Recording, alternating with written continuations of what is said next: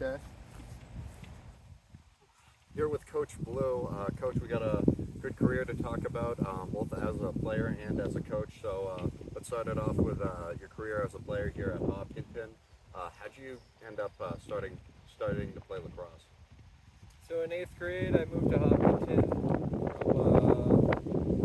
Porter. I went to Hopkinton Independent School for a while before that. And that year, I made friends here, and a lot of them played lacrosse, so I thought I'd give it a shot. It became pretty natural for me, so I stuck with it. And then the following year, my freshman year, was the first year we had a school program, and we had a new teacher who played at UMass, was a captain, D1. So really exciting time for all of us to have that opportunity.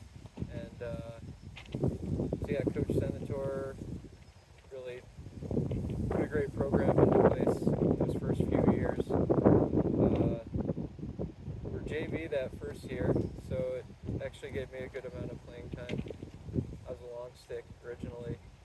And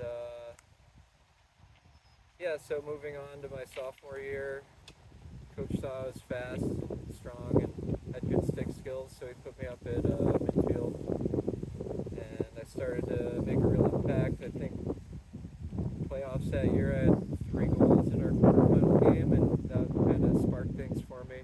So that summer, I went and played Tomahawks, which is now a huge program, hundreds and hundreds of players. But back then, it was just 2 boys teams, high school teams, and Coach Cam and Coach Het were coaching those teams. So early days for them as well.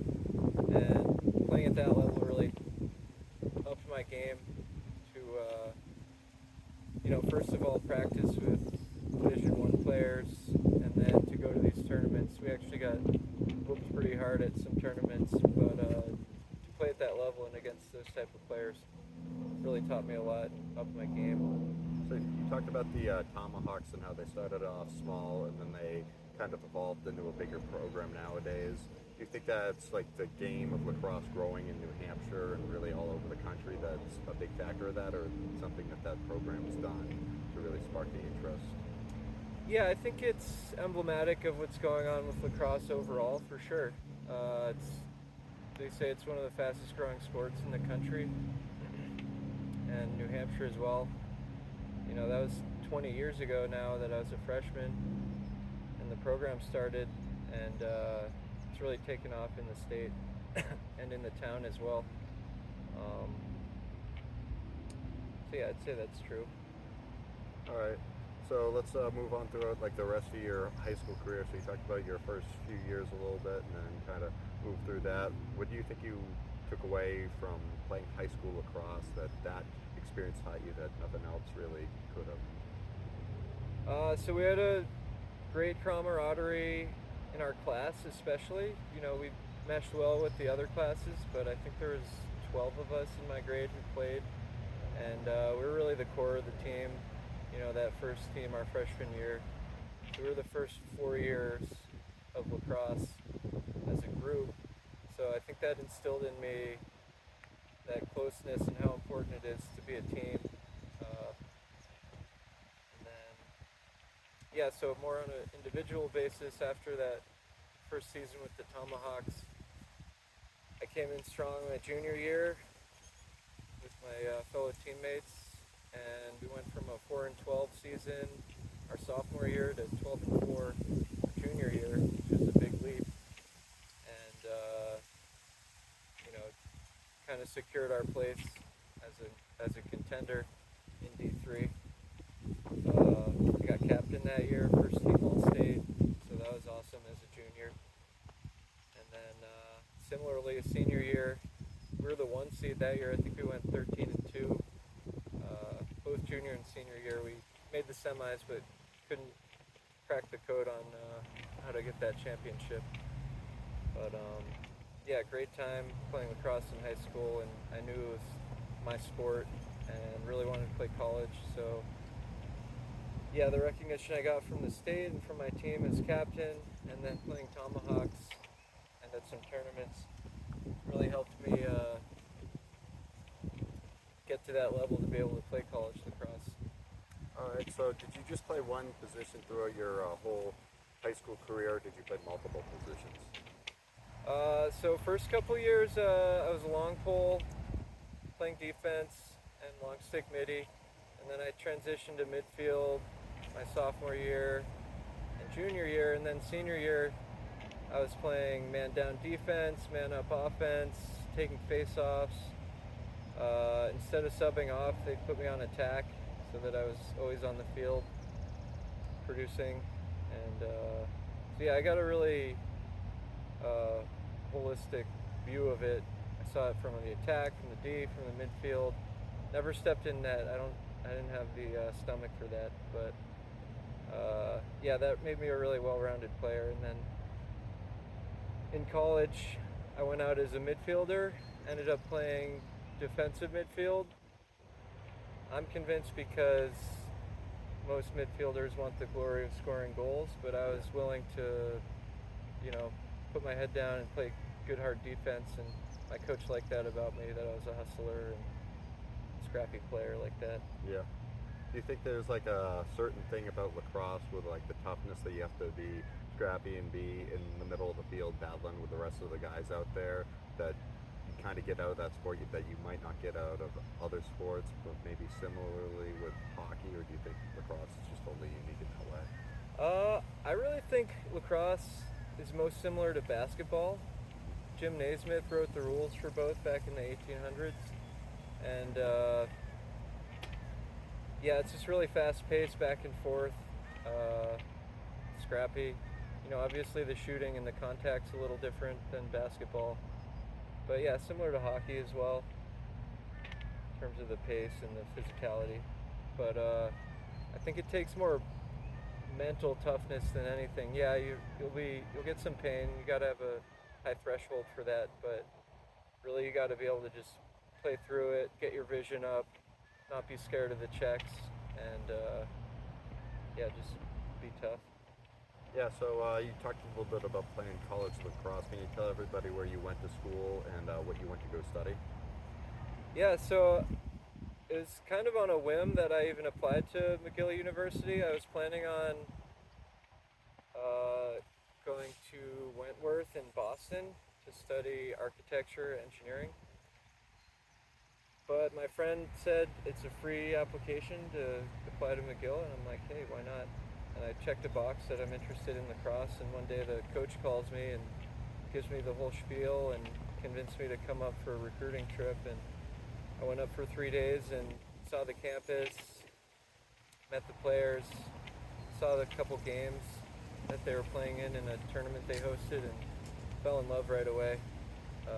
Great city up in Montreal, and McGill's best school in Canada, so I was really lucky to get a little help from the lacrosse coach to get in there, and it really challenged me academically, and my time management, playing a college sport.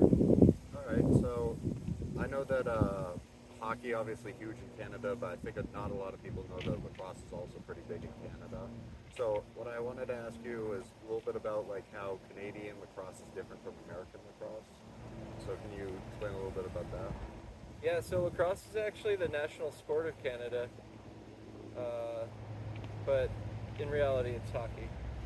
However, a lot of hockey players in the summertime, they play box lacrosse, which is they just drain the hockey rink, play on the concrete, and it's a very fast-paced, physical game. There's less rules in terms of contact, so definitely a physical game up there, a lot of quick passing, and a totally different take on the sport than here in the States, where it's more kind of run and gun, I think, and more dodging, more physical, well, not necessarily physical play, but just kind of running at your defender. Where up there, it's a lot of quick passing and quick scoring from odd angles. So I actually took that style and brought it back here to town when I started coaching, and that really was something a lot of the people around here hadn't seen, and I think gave us competitive edge against everyone. That's a pretty cool fact. I bet you people will be interested to hear that. Between graduating from McGill and coming back to Hopkinton to coach, was there anything major, noteworthy in your life that was going on, whether it be a career or learning about a different sport or just something else in lacrosse or anything like that?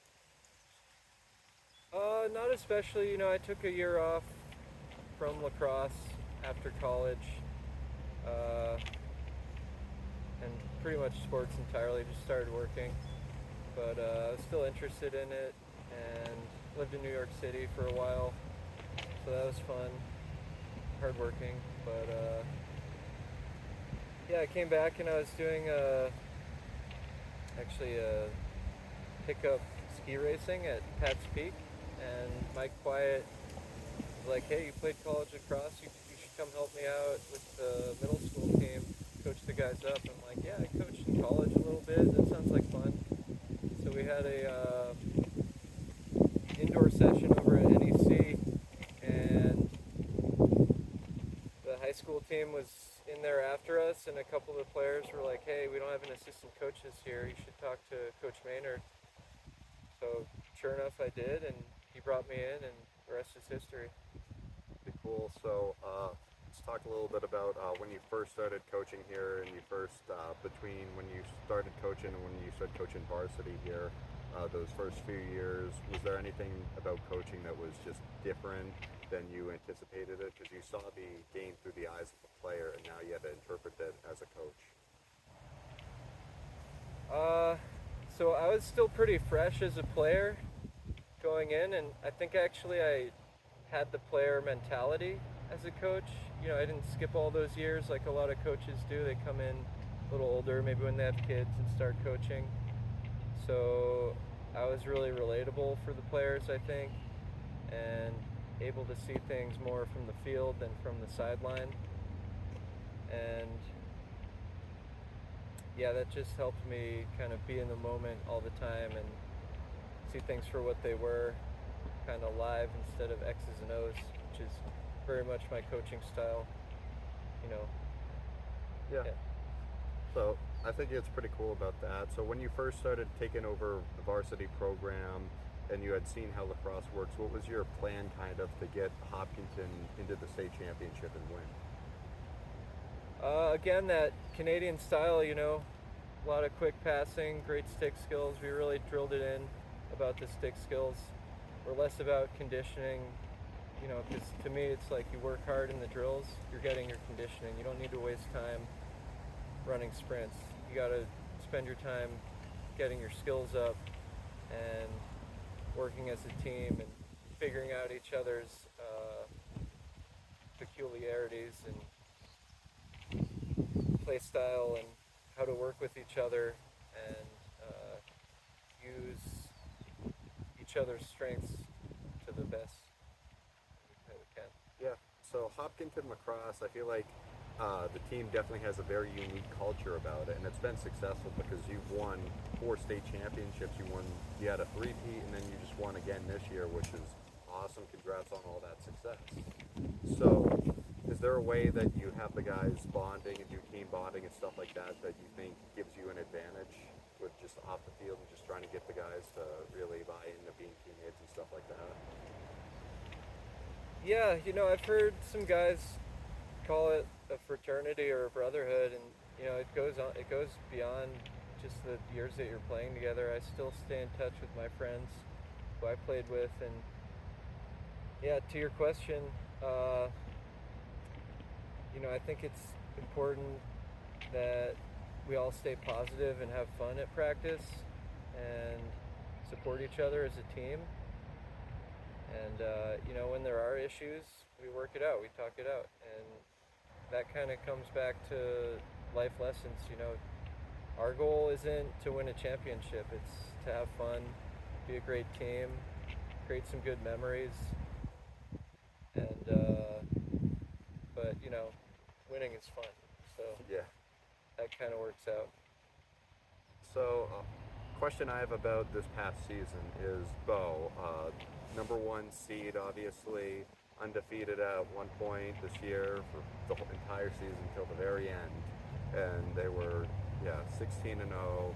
A lot of people thought they didn't belong in D3 and they belonged in Division Two instead, and nobody could beat them. And you guys started off the season kind of not in the best spot where you started off 5-5, and then all of a sudden you guys strongly rebounded. You get into the playoffs. You win. You get, I think, a bye for the first round. Then you preliminary. Then you win the game, and then you're in the final four against Bow, and you go up against them, beat them, and you're the first team to do that this whole year. How'd you achieve all of that? What is it about you as a coach that gives you that advantage besides, stuff that you mentioned where you have a big top seed and you get the guys to go in there and give it everything they have and not be afraid? A lot of that comes down to experience. We saw Pelham in 2019. They were the 1 seed that year. Uh, they snapped their 42-game win streak. They were a really strong team, very physical, good stick skills, well matched against us, but I recognized that they were one-dimensional. They did one thing really well, and we just had to crack the code on how to defeat that. And I saw a very similar thing with Bo. They had a young coach as well, got the guys really energized, put in a good system that worked, but to me it was basic enough that we could figure out how to beat it and stop their key guys and find cracks in their defense. And we just stuck with that game plan throughout, worked our hardest, had each other's backs, showed great poise, and pulled it out. Their coach after the game told me that it was the experience. Like, their guys hadn't been in that position, but we had. We were in the finals last year, so we knew the pressure. We were able to take that, under the lights with the big crowd and not crack under the pressure. So I think that was the big key. I think other noteworthy things is you've had guys come out of this program and go on to play college lacrosse and, be decent at it, be successful at it, whatever you may, however you put it, like they've done well and they've done well here and learned those skills and been able to carry on college and have successful careers. So what you guys do here definitely works out well. Is there anything that you do that you think prepares them well for the future? Yeah, we talk a lot about kind of the different sets that are common in lacrosse, what we might go up against. We practice how to defeat a zone defense or a man defense. We run a few different styles of offense. So we kind of try to give the guys a comprehensive view of the game and get their skills way up. And, there's other things like eating healthy and stretching and just exercising in the off season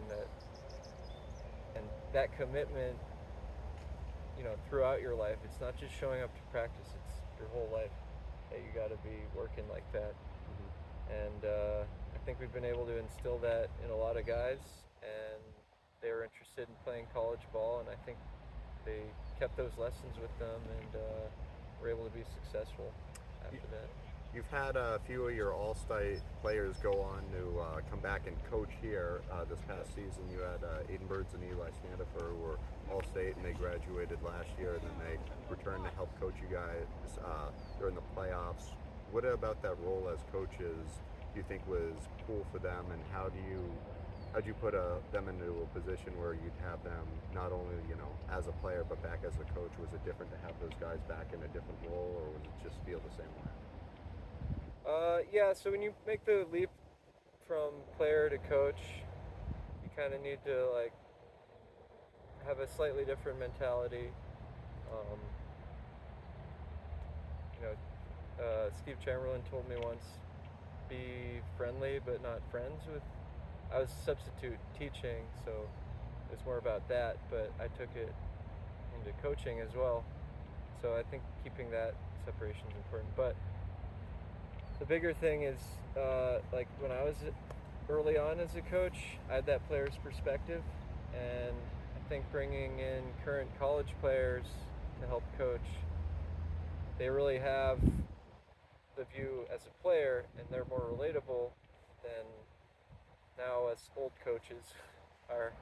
And yeah, I think that gave us a really big spark. It was right around that time that we turned it around from 5-5 to going 8-0 at the rest of the season. And yeah, Eli was huge on defense, and then Aiden kind of helped Coach Dev run the offense. So we had a well-rounded coaching staff, and they were really committed, passionate guys, you know, all through high school, and then still are as coaches. Yeah, so I want to get a little bit of your information about, you know, what you think about life lessons that you've learned along the way, and what you think about, like, if somebody's watching this and they're thinking about playing or coaching lacrosse or something like that. What's your advice to them on how to be successful in the game? Yeah, so just stay humble, and for me, I'm always learning too. You know, I'm not just there teaching the guys the skills. I'm always growing from them. They teach me stuff all the time. So it's a give and take, and I try to get the players to step up as leaders, like the captains. I'm not just issuing orders to them. I'm saying, how do you want to do this? How are we going to be successful? What do you think we can do about this situation or that? And really give them ownership on what we do. And I think that helps them kind of see things from the top and have that perspective, and then you know, bring that on the field. Yeah. What you do for work outside of lacrosse is something that involves being a part of a team. If you can talk a little bit about your job there, and then just being a part of a team and how that kind of helps you as a coach. Yeah, very similarly, I build houses for a living, so we constantly have to communicate and work together. And similarly, we're always teaching each other and learning from each other, and trying to be supportive. And you know, it's a full-time job, obviously, and so you go through a lot together, and there's ups and downs, but you know, you push on and keep the communication up and stay positive. And yeah, I think that so, you know, on the lacrosse field, again, back to the life lessons, it's like I want them to be able to go out into the working world and be able to communicate with people and work together and work hard, and you know, if something doesn't go their way, to pick themselves back up and fix it. Yeah. So overall, is there anything else that you'd like to add when it comes to just thinking about the game, or just unique experiences you've had or you're hoping for the future in terms of just ways to keep winning? Really, to me, stay the course. You know, we've had success. We've got a good formula here. You always have to adapt from year to year. You know, you graduate guys, you get new guys in. It's always different. Even if you have 3/4 of the team coming back, it's a different feel every year. So we try to stay adaptive. And you know, the league's changing too. There's different teams coming in. Different teams are kind of picking up on our play style, so we kind of have to remain a moving target and change things up every now and then. So like this year, we had to change our whole offense just because of the personnel we had wasn't really working with the run and gun style we had. I think teams had kind of figured that out. So again, be adaptive and you know, to stay on top. You can't just use the same formula all the time. Like, keep growing, keep changing, and yeah. I think that's a good point that I think people often overlook. You assume that if somebody is at the top and they win the state championship in a given year, if they come back to this next year with the same group of guys and run the same thing, that it's inevitably going to work again and nobody's going to be able to stop it. But to your point, like, everybody's studying and watching you guys, and then you guys got to adapt, so it just makes it that much harder to stay at the top after you've already won the state championship. And you know, three straight years. During that span, did you change stuff up a lot, did you feel? In those 3 years, not a whole lot. I think we had to in that third year with Pelham again. People started to figure out our fast-paced run and gun style. but more recently, it's had to adapt and change a little bit. Yeah. Well, appreciate your time, Coach Blue. I also wanted to say I appreciate you welcoming me into the team at the start of the playoffs and everything, and supporting you guys, and you guys just being really kind and gracious to me. So I appreciate that. Thanks for your time. Yeah, it was awesome to have you. Yeah, Thanks, of course. Drew.